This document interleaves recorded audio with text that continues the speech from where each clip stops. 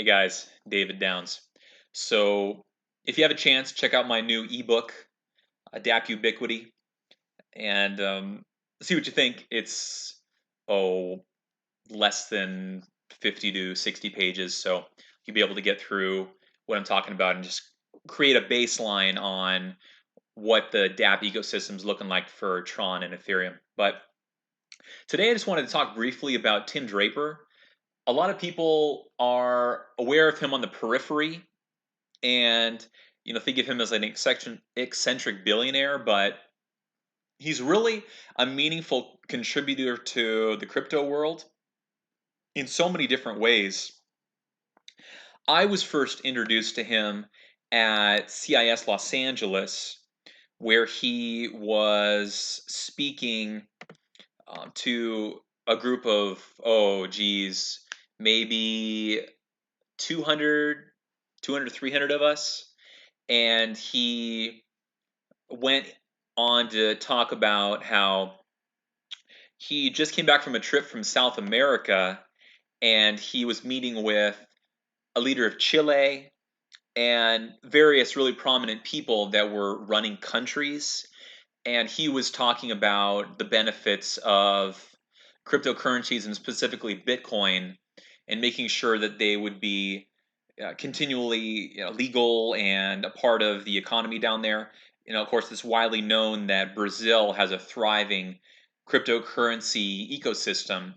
And if you look at many sites that are crypto specific and you take a look at the site traffic, and you'll see that it's hugely Brazilian and then touchstones to many other different countries down in South America as well. So he's putting a big footprint in that area. But what people don't know about him is that he is, first of all, like one of the leaders in American venture capital. He has a really stellar pedigree. His dad knew George H.W. Bush. They were in Skull and Bones in Yale. And his dad really formulated the beginning of venture capital in Silicon Valley. So he had a baseline of connections and understanding of how it all worked by virtue of his familial relationship there. But at the same time, if you look at the wide swath of investments that he's been in, it's completely run the gamut. And his grandfather was a political appointee, I believe under Eisenhower, and he has some political leanings in terms of breaking up California into like three different states, and he has a book about that.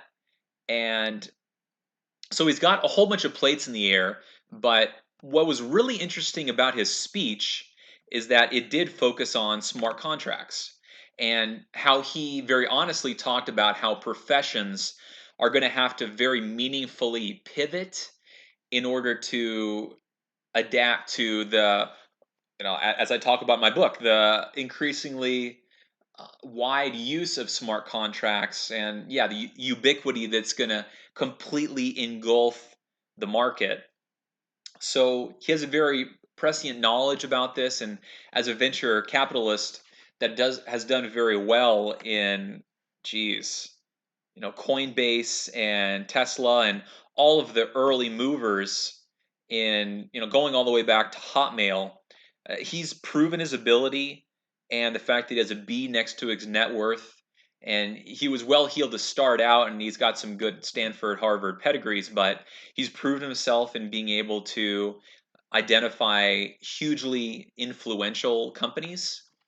And the fact that this guy is coming out and has purchased tens of thousands of bitcoins and then put his resources, where his mouth is, and has got involved in a very meaningful way into Bitcoin and has been like a spearhead, taking a leadership position and staking his reputation and the investments that he makes into cryptocurrencies says a lot. And the fact that he's pontificating on smart contracts and how they're going to represent a very meaningful resource in the future and being able to automate many tasks that are now what we understand to be integral to the accounting profession, the legal profession, and all these different professions that are very time intensive. And for countries that are service industry countries, like a lot of first world countries, they're going to need to more meaningfully pivot. And his time's so valuable that this gentleman that was running the conference that I attended, CIS in Los Angeles, earlier this year, like Draper just went ahead and bought the whole convention company, and so his moves are extremely influential. And this was a good symposium talk. He gave away his book, Startup Hero, at the opening session. He opened the conference, and so I was just very impressed with his ability to speak with authority on the subject, and he has the wherewithal to be able to make moves.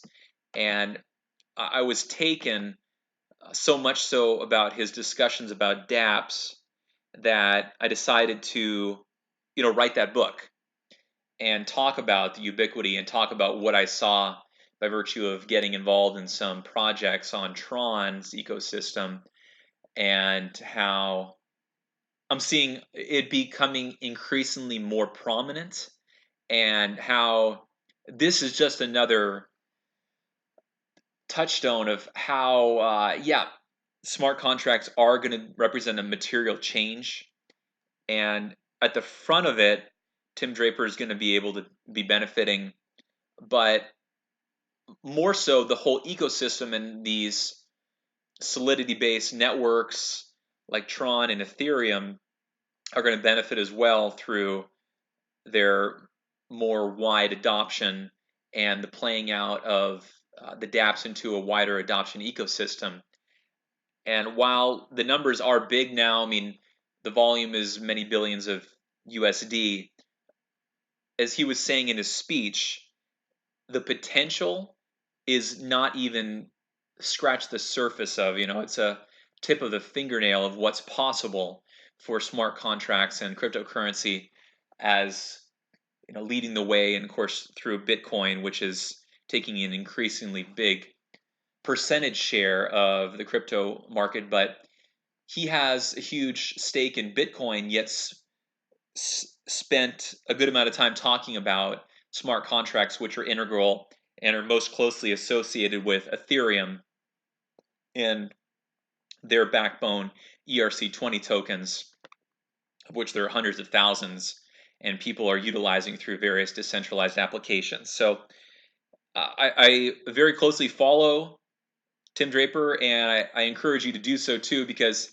he's definitely made some prominent statements and has been able to back it up with his net worth and influence among very influential crypto leaders, of which I believe that he's really the top dog, or certainly in the company of the top dogs that are leading the way on many crypto fronts, Bitcoin, of course, being one of them. So be sure to download my book and subscribe to the channel, press the like button, and I'll do some more content as I find more interesting updates from Tim and people in the ecosystem that are very much worthy of being followed and listened to.